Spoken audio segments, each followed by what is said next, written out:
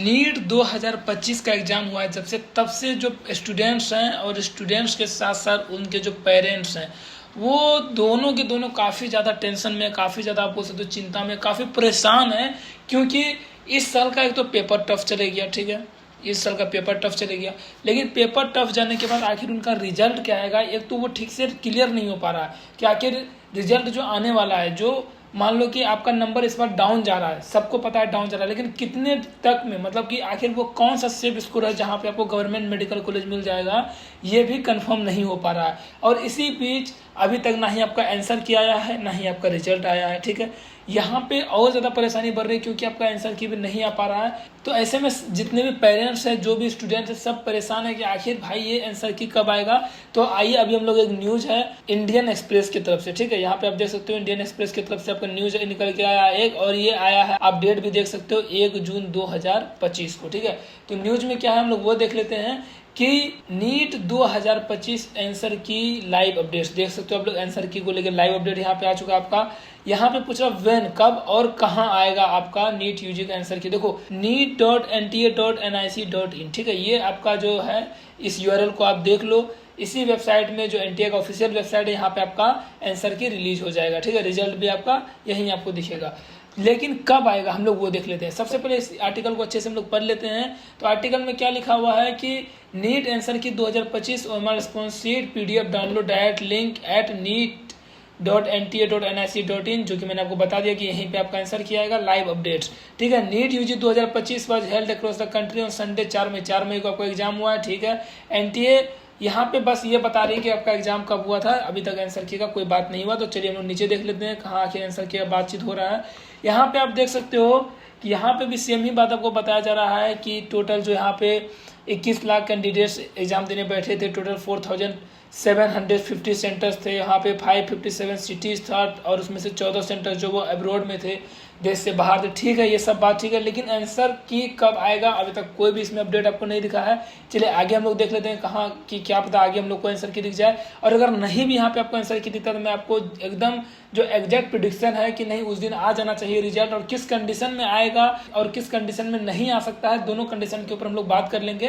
लेकिन सबसे पहले हम लोग यहाँ पे देख लेते हैं कि to help candidates understand the general timeline here, so look at the answer की release pattern over the past 5 years। पिछले 5 साल में किस टाइप से आंसर की आया है, कितने कितने दिनों पे आया, उसका एक पूरा का पूरा आप यहाँ पे देख सकते हो चार्ट बना हुआ है। 2024 में आपका 5 मई को एग्जाम हुआ था, जिसका जो आपका प्रोविजनल आंसर की है वो आ गया था 30 मई को, और फाइनल आंसर की आ गया था आपका 26 जुलाई को। अब इतना ज़्यादा गैप यहाँ जो 2024 में आप देख रहे हो, वो गैप का मेन रीजन था कि यहाँ पे 2024 में कुछ स्टूडेंट्स का दोबारा से रीनीट हो गया था, ठीक है। अब क्यों रीनीट हुआ था, क्योंकि पिछले साल बहुत ज़्यादा स्कैम हो गया था, बहुत ज़्यादा बवाल मच गया था, वो आप लोग को पता होगा। अब यहाँ पे हम लोग बात कर लेते हैं 2023 का। तो यहाँ पे 7 मई को आपका एग्जाम हुआ था, 11 जून को आपका प्रोविजनल आंसर किया गया था। टोटल आप बोल सकते हो 1 महीना 4 दिन बाद, और फिर आपका 15 जून को फाइनल आंसर किया, यानी कि आपका जिस दिन प्रोविजनल आंसर किया है उसके 4 दिन बाद ही आपका फाइनल आंसर की आ गया था, ठीक है। अब यहाँ पे मैं आपको काफ़ी खास चीज़ बता देता हूँ, अगर आपको नहीं पता, अगर पता हो तो काफ़ी अच्छी बात है, अगर नहीं आपको पता है तो ये चीज़ आपके लिए जानना बहुत जरूरी होता है कि जब आपका आंसर किया था, ठीक है, ये जो आप देख रहे हो यहाँ पे 2 आंसर किए, एक प्रोविजनल आंसर की, एक फाइनल आंसर की है। तो दोनों में डिफरेंस ये कि जब आपका प्रोविजनल आंसर किया आएगा उसके साथ साथ आपका ओएमआर शीट भी आएगा, ठीक है। अब कौन सा ओएमआर शीट आएगा, वही ओएमआर शीट आएगा जो आपने एग्जाम सेंटर में बैठ के जो आपने फिल किया है, वही आपका आंसर की जो आप बोल सकते हो ओएमआर शीट वो आ जाएगा। उसको क्या करना है, ये जो आपको प्रोविजनल आंसर किया उससे आपको मैच कर लेना है, ठीक है, कि आपने कितने सही बनाए थे, कितने गलत है। और अगर आपको लगता है, ठीक है, कि किसी क्वेश्चन पे मान लो कि आपका 5 नंबर का एक क्वेश्चन था जिसमें जो करेक्ट आंसर है वो आपके अकॉर्डिंग ए है और वो ए ही सही है, लेकिन आपका प्रोविजनल आंसर की जो है उसमें बी को सही दिखाया गया है, तो आप इस चीज को चैलेंज कर सकते हो। आप बोल सकते हो एनटीए की नहीं आपका आंसर गलत है, मेरा आंसर सही है, तो मेरा नंबर यहाँ पे मत काटना। तो उसके लिए क्या करना है आपको, इसके लिए करना पड़ता है आपको चैलेंज एनटीए को, ठीक है। एनटीए को आपको करना पड़ता है चैलेंज। लेकिन यहाँ पे आपको ये भी जानना जरूरी है कि आप जो एनटीए को चैलेंज करोगे तो ये आप चैलेंज करने का आपको लगता है चार्ज, और वो चार्ज आपका 200 रुपीज पर क्वेश्चन। अब ये पर क्वेश्चन का क्या कॉन्सेप्ट है, देखो आपको 5 नंबर का जो अपने क्वेश्चन पे आप चैलेंज कर रहे हो उसके लिए आपको 200 रुपया लग गया जो आपने एनटीए को दे दिया, ठीक है। यहाँ पे आपने एनटीए को दे दिया 200 रुपया एक क्वेश्चन के चैलेंज के लिए। अब मान लो फिर आप देखते हो कि 11 नंबर का क्वेश्चन में भी सेम कंडीशन है, तो उसके लिए जब आप चैलेंज करोगे तो उसके लिए भी आपको लग जाएगा 200 रुपये। यानी कि आप जितने भी क्वेश्चंस पे चैलेंज करोगे पर क्वेश्चन पे आपको 200 रुपये का चार्ज लगेगा। और यहाँ पे एक और कंडीशन है कि चाहे आप अपने चैलेंज में, आपका चैलेंज जो आपने किया है वो चाहे आप वहाँ पे विन करो चाहे आप वहाँ पे लूज करो, मतलब ये है कि अगर आपका सही होता है तो भी और अगर आपका गलत होता है तो भी, ये जो 200 रुपये आप देख रहे हो ये 200 रुपये आपको रिटर्न नहीं किया जाएगा। मतलब ये नॉन रिफंडेबल है, आपका किसी भी कंडीशन में ये 200 रुपये रिटर्न नहीं होता। ये इसलिए मैं आपको बता रहा हूँ क्योंकि बहुत सारे स्टूडेंट्स को नहीं पता होने की वजह से वो एक तो चैलेंज नहीं कर पाते हैं, और अगर चैलेंज करते भी हैं तो उनको नहीं पता होता है कि क्या एक्चुअल में पूरा फॉर्मेट है, जिसकी वजह से वो चैलेंज नहीं कर पाते और वहाँ पे उनका 1-2 क्वेश्चंस में कुछ मिस्टेक रह जाने की वजह से उनका ओवरऑल जो रैंक होता है वो कम हो जाता है। ये जो आपका प्रोविजनल आंसर की है वो जब आपका रिलीज होता है, जब आपका OMR सीट आता है तो उसके बाद आपको 3 से 4 दिन या फिर आप बोल सकते हो 2 से 3 दिन, ये आपका मैक्सिमम होता है जिसके अंदर अंदर ही आपको चैलेंज करना होता है। ठीक है, इसके बाद आपको चैलेंज करने का ऑप्शन क्लोज हो जाता है। इसके बाद आपका आ जाता है फाइनल आंसर की, और फाइनल आंसर की आने के बाद आपको कोई भी चैलेंज करने का ऑप्शन नहीं मिलता। चलो अब हम लोग आगे बढ़ जाते हैं कि आखिर हम लोग का आंसर की आएगा कब। ये जानकारी आप लोग के पास होना बहुत जरूरी था, इसलिए मैंने आपको बता दिया। लेकिन अब हम लोग आ जाते हैं मेन मुद्दे पे, जिसके लिए आप लोग इस वीडियो को देख रहे हो कि आखिर आपका फाइनल आंसर की आएगा कब। ठीक है, तो यहाँ पे अगर हम लोग नीचे आ जाए और नीचे कि आखिर कहीं तो डेट दिया हो, तो यहाँ पे आप देख सकते हो कि यहाँ पे भी जो सारी बातें लिखी, यहाँ पे कहीं भी आपको कोई डेट नहीं बता रहा है। यहाँ पे आप देख बस एक वो बताया गया है कि 2 से 4 वीक में आपका आ जाएगा, और अगर आप गौर से सारी चीज़ों को कैलकुलेट करो तो ऑलमोस्ट आप 3 वीक प्लस आपका हो चुका है, आपका अभी तक कोई अपडेट नहीं है। तो यहाँ पे फिर आपको बोला जा रहा है इन एडिशन, ठीक है, in addition to NEET answer key 2025 NTA will be releasing the candidates NEET OMR response sheet, NTA is yet to announce. मतलब यहाँ पे एक्चुअल में आपको इस पूरे आर्टिकल में, ठीक है, ये जो पूरा आर्टिकल है, ये जो पूरा न्यूज है, यहाँ पे कहीं भी आपको डेट नहीं बताया गया है क्योंकि एनटीए ने अभी तक डेट रिलीज ही नहीं किया। एनटीए ने डेट रिलीज क्यों नहीं किया है अब हम लोग उसके ऊपर बात कर लेते हैं। तो यहाँ पे देखो 2025 का मैटर है, वो मैटर है थोड़ा सा टेढ़ा।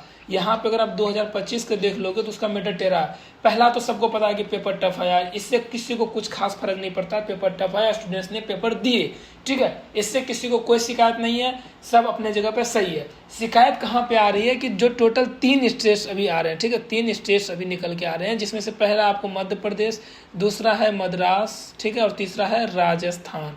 ठीक है, तो यहाँ अगर हम लोग मध्य प्रदेश की बात कर ले तो मध्य प्रदेश में क्या हो रहा है, मध्य प्रदेश में इंदौर में टोटल 11 सेंटर्स में, ठीक है, अभी ये सेंटर्स बढ़ चुके हैं, अभी 18 हो चुके हैं, लेकिन जब यहाँ पे जो स्टूडेंट्स आए थे स्टार्टिंग में वो 11 सेंटर्स के स्टूडेंट आए थे, जिन्होंने आके MP हाई कोर्ट में केस कर दिया। और केस किस बात पे हुआ कि जो 4 मई 2025, ठीक है, यहाँ पे 4 मई 2025 को जो एग्जाम हुआ था नीट का, उसमें उस एग्जाम के टाइम पे क्या हुआ कि इंदौर में काफ़ी ज़्यादा आंधी तूफान आ गया, काफ़ी ज़्यादा बारिश हो गया, जिसकी वजह से वहाँ पे जो सेंटर्स थे, जो कि एक्चुअल में सरकारी सेंटर्स थे, गवर्नमेंट स्कूल्स थे, वहाँ पे लाइन कट गई और अच्छे से व्यवस्था नहीं होने की वजह से पूरा जो सेंटर था, जो पूरा जो एग्जामिनेशन हॉल था, वो पूरा का पूरा अंधेरा हो गया और स्टूडेंट्स अपने एग्जाम को अच्छे से नहीं दे पाए। ठीक है, अब देखो अगर कोई पूरे साल मेहनत किया है और वो अपना एग्जाम ना दे पाए, इसके और वो भी इस वजह से क्योंकि आपकी दिक्कत है, मतलब एनटीए ने अच्छे से वहाँ पे व्यवस्था नहीं किया था, तो भाई वो उनका तो मेहनत बर्बाद हो जाएगा। तो उनके हिसाब से ये सारी चीज़ें